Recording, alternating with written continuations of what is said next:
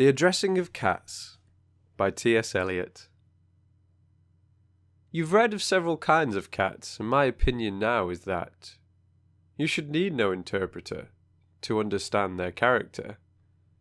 You now have learned enough to see that cats are much like you and me, and other people whom we find possessed of various types of mind.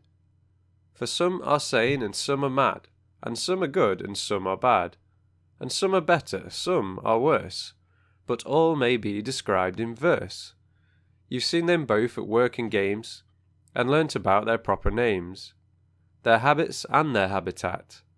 But how would you address a cat? So first your memory I'll jog, and say a cat is not a dog. Now dogs pretend they like to fight, they often bark, more seldom bite, but yet a dog is, on the whole, what you would call a simple soul. Of course I'm not including peaks and such fantastic canine freaks.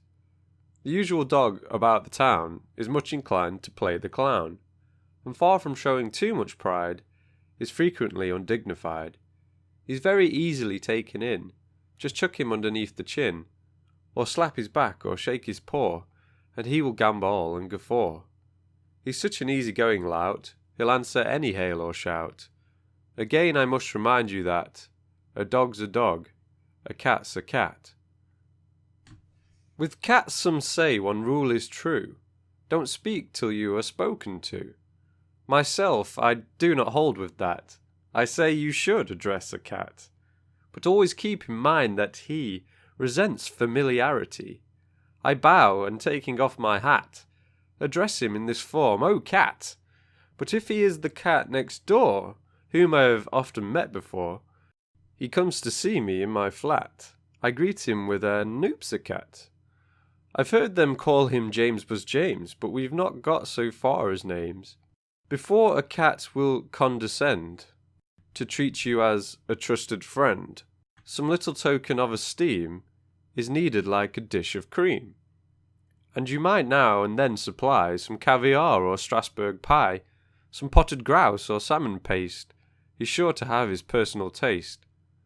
I know a cat who makes a habit of eating nothing else but rabbit, and when he's finished, licks his paws, so as not to waste the onion sauce. A cat's entitled to expect these evidences of respect, and so in time you reach your aim, and finally call him by his name.